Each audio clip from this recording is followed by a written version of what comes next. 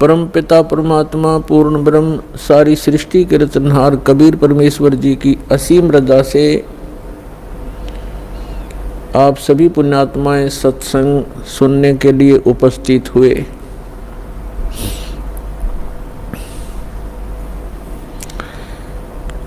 सत्संग में आने से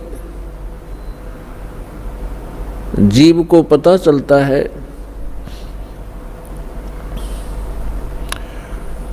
हम कौन हैं, कहाँ से आए हैं।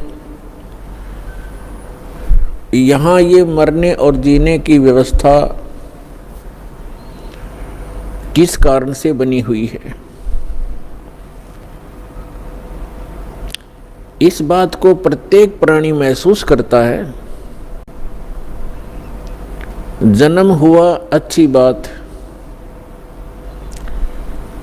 परिवार हो गया बहुत ही अच्छी बात, पुत्र पुत्री हुए, संपत्ति कोठी बनी, बस क्या कहने।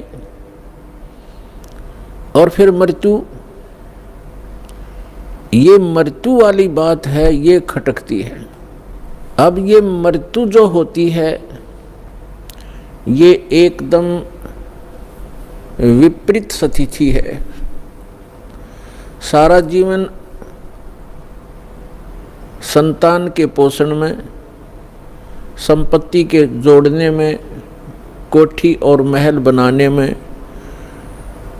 लगा देता है प्राणी, और 1 मिनट के बाद पता नहीं पुत्र की मृत्यु हो जाती है, पुत्री मर जाती है, पुत्र वधू मर जाती है, माँ की मृत्यु हो जाती है, परिवार का परिवार भी नाश हो जाता है। तो यहाँ हमारी बुद्धि कभी नहीं जाती कि ऐसा क्यों हो रहा है। हमने एक ये परंपरा मान ली कि ऐसा होता ही है, ऐसा होता है, सबके साथ हो रहा है, इसलिए दुख तो होता है। लेकिन शेष बचे हुए ये सोचते हैं हम तो अभी कुशल हैं, बस ऐसे हम अटकलबाजी से यहाँ जी रहे हैं। तो परमात्मा कहते हैं साथी हमारे चले गए। हमें समझाने के लिए परमात्मा अपने ऊपर ही उदाहरण दे रहे हैं। कबीर परमात्मा जी ये हमारे पिता हैं। साथी हमारे चले गए, हम भी चालन हारे, कोई कागज में बाकी रह रही, ताते लगी है वारे। कोई कागज में बाकी है, कोई श्वास शेष हैं आपके, इसलिए देर लगी हुई है आपको। और जो चले गए संसार छोड़कर, उनके भी, उनकी आशाएं, उनके इरादे, उनकी सोच यही थी कि अभी मृत्यु नहीं होगी। फिर परमात्मा याद दिलाते हैं, स्वयं आकर के कबीर भगवान यथार्थ ज्ञान, यथार्थ भक्ति विधि, अपने द्वारा रची हुई सृष्टि को ही भी वो खुद ही ठीक ठीक बताते हैं। और हम कहाँ थे ये हमें नहीं मालूम हो सकता, चाहे कितनी बात बनावें। ये तो रचनहार ही बता सकता है कि आप यहाँ क्यों दुखी हो रहे हो, ये मरने जीने की व्यवस्था कौन सी अच्छी है।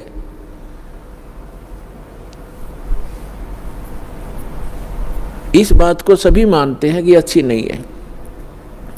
तो इसलिए परमात्मा हमें जगाना चाहते हैं, यथार्थ ज्ञान हमारे हृदय में उतारना चाहते हैं, पहले ये बता करके कि जिस व्यवस्था में आप व्यवस्थित हैं और जिन क्रियाओं में आप तत्पर हैं, यदि आप परमात्मा की साधना भक्ति नहीं करते हो, मोक्ष प्राप्ति का प्रयत्न नहीं कर रहे हो, तो ये क्रियाएं तो पशु पक्षी भी कर रहे हैं। तो मानव शरीर की क्या आवश्यकता थी, जिसमें परमात्मा ने अच्छी सोच दी है, बुद्धि दी है, और समय पर गर्मी सर्दी प्राकृतिक आपदाओं से बचने की व्यवस्था भी हम कर सकते हैं। जैसे गर्मी से बचने के लिए कोई झोंपड़ी महल मकान बना सकते हैं, इतनी बुद्धि भगवान ने दी है। समय पर आहार करने के लिए हम पूर्व संग्रह कर लेते हैं, अन्न इकट्ठा कर लेते हैं, और गर्मी सर्दी से बचने के लिए भी हम कोई झोंपड़ी महल बना लेते हैं। इसका उद्देश्य क्या है? इसका उद्देश्य ये है, इन सब सुविधाओं को परमात्मा ने इसलिए दिया है कि आप प्राकृतिक आपदाओं से डिस्टर्ब ना हो सकें और भक्ति करते रहें। जैसे परमात्मा की प्राप्ति में ये आत्मा उसी समय से व्याकुल है जिस समय से ये उस परम पिता के उस सुखमय सथल से, उस सतलोक से, अमरलोक से बिछुड़ कर आई है, उस परम पिता से दूर हुई है। उसी दिन से इसको आभास हो गया है कि जो सुख मैं छोड़ के आया हूं वो यहाँ नहीं है। उसकी खोज में फिर ये अपनी अटकलबाजी से, जीव सोच से सोचने लगता है, प्रयत्न करता है। जैसे कोई निर्धन है, वो सोचता है कि धनवान सुखी होंगे, धन में सुख होगा, और धनी व्यक्ति को स्वप्न में भी सुख नहीं होता। पुण्यात्माओं, निर्धन को तो ये बात जचे नहीं कि धनवान सुखी नहीं, लेकिन किसी धनवान यानी मायाधारी से मिलकर देखना, उसके ऊपर कितनी समस्याओं का पहाड़ होगा, आप सोच भी नहीं सकते।